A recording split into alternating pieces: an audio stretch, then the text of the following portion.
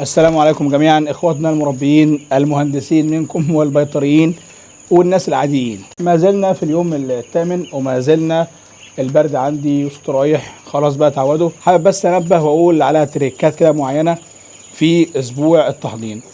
رقم واحد التهويه.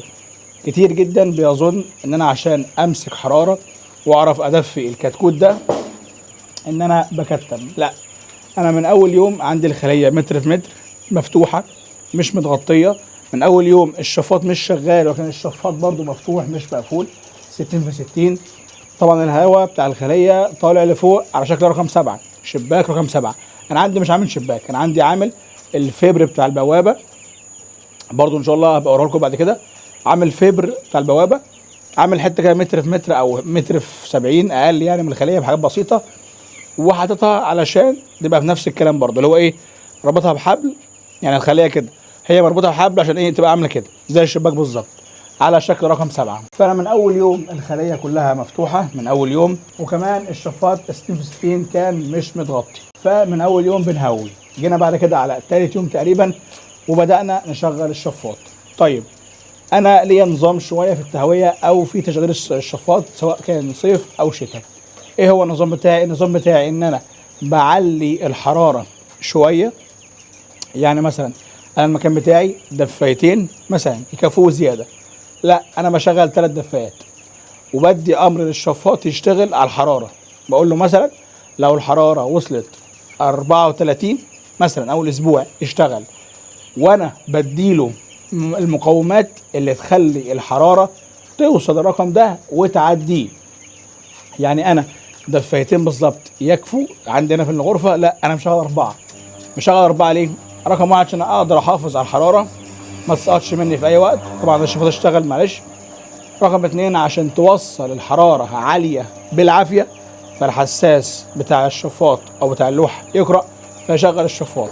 فانا بالتالي من ثالث يوم مشغل الشفاط على الحراره، بهوي وبدفي في نفس الوقت. وده برضو اللي انا عامله حاليا. انا من النوع اللي ما بشغلش الشفاط على تايمر. ليه؟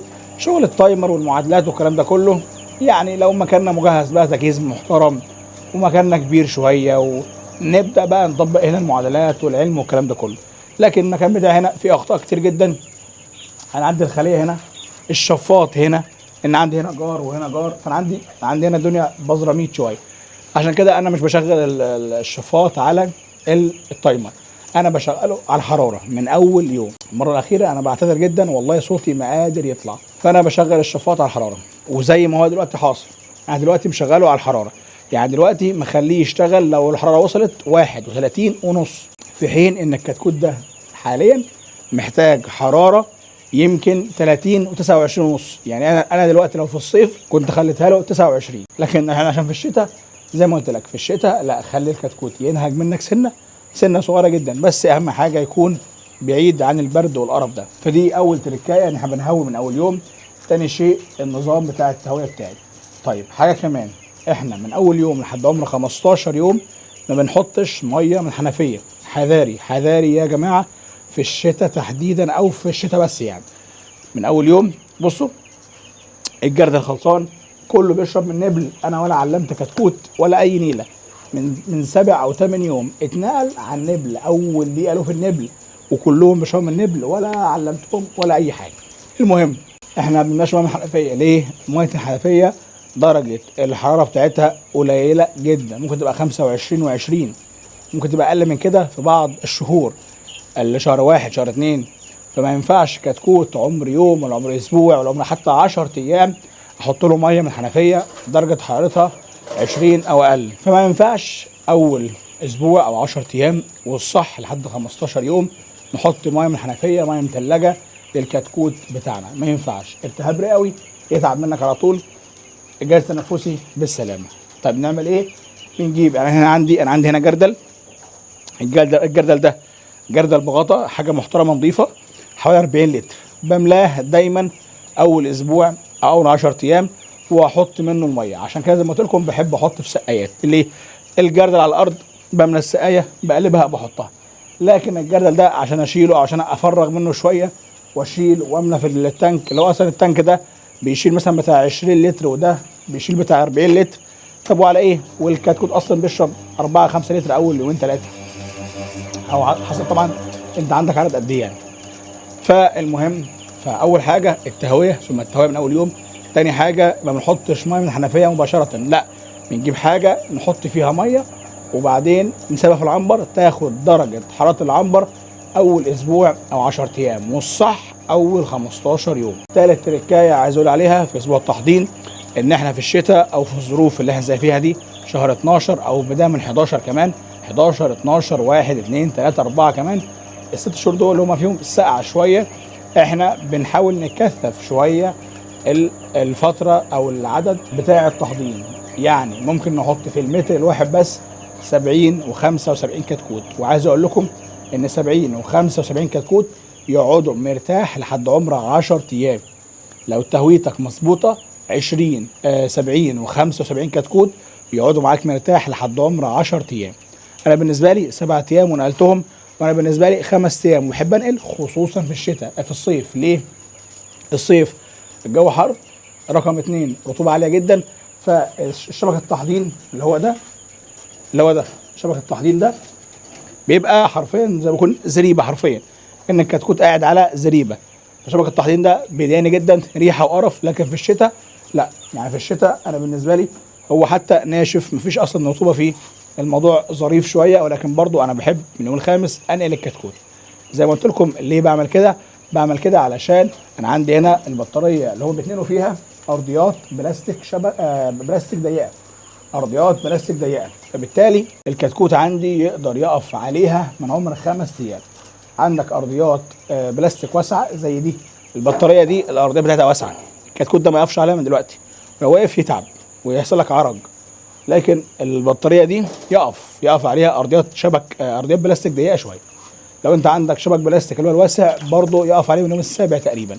اما لو انت عندك الارضيات زي اللي عندي دي، الارضيات دي شبك ضيق جدا، فبيقف عليها عادي جدا من عمر 5 ايام.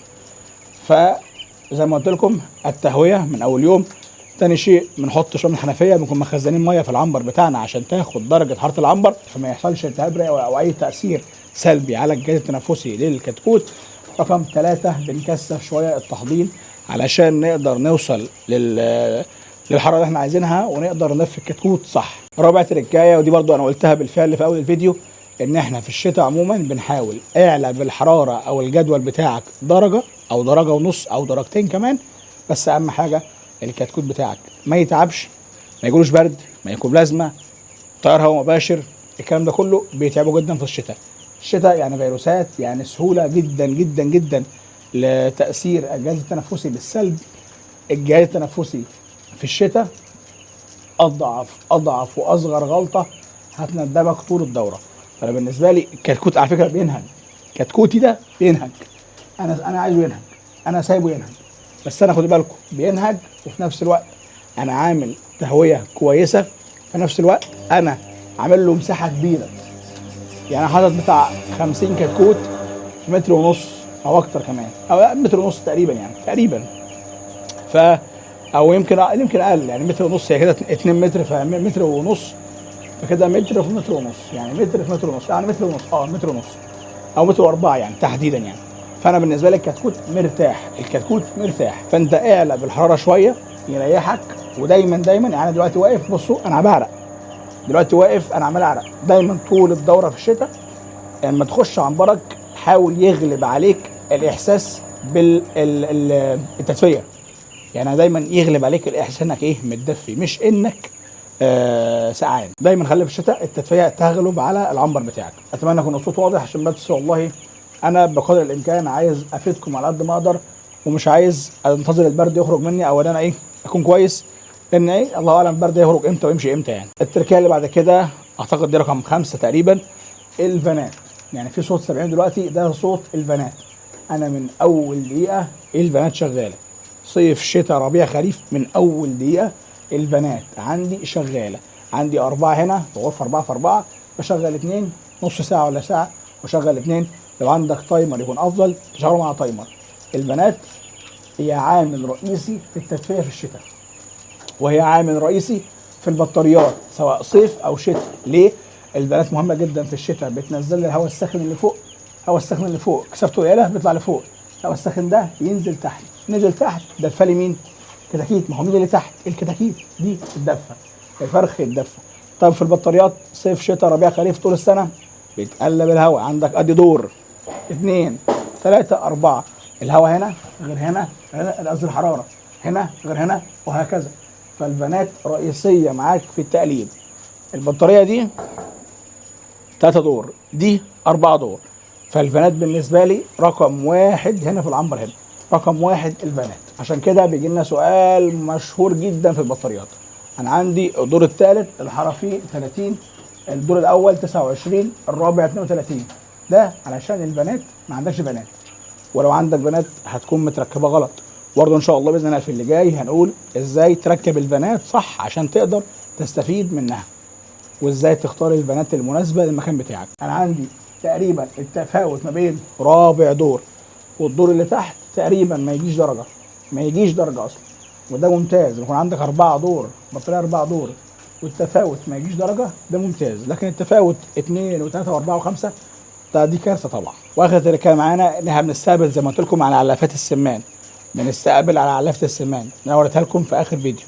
بنستقبل الكتاكيت على علافه السمان بلس اطباق التحضير، بلس كمان لو تعرف افرش جرايد او ورق عشان تزود المساحه العلفيه على قد ما تقدر للكتكوت، علشان اول 24 ساعه او 48 ساعه مهمين جدا جدا جدا في حياه الكتكوت، ولازم يلحق ياكل بسرعه عشان كيس المخ يمتص، فبالتالي يبدا الكتكوت يبدا حياته بقى عموما في الاكل والشرب والتحويل وهكذا.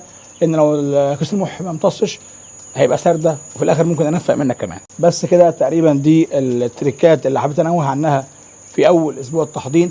التريكات دي هتفرق معاك جدا جدا جدا.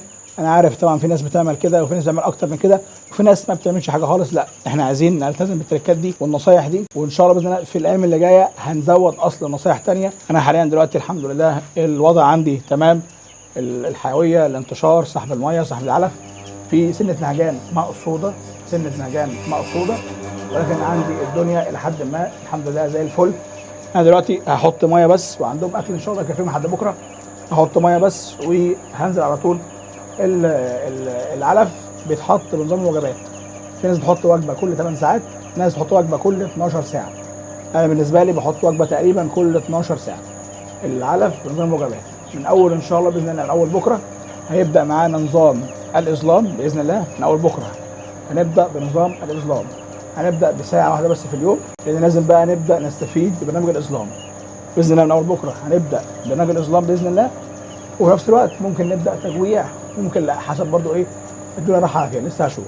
المهم دلوقتي ان شاء الله باذن الله انا هحط ميه وكده خلاص. اعتقد يومنا النهارده ان شاء الله انتهى مع الفراخ. وزي ما قلت لك لو عندك اي استفسار اكتبه تحت في التعليقات، وان شاء الله هرد عليك الفيديو الجاي. واشوفكم على خير، والسلام عليكم ورحمه الله وبركاته.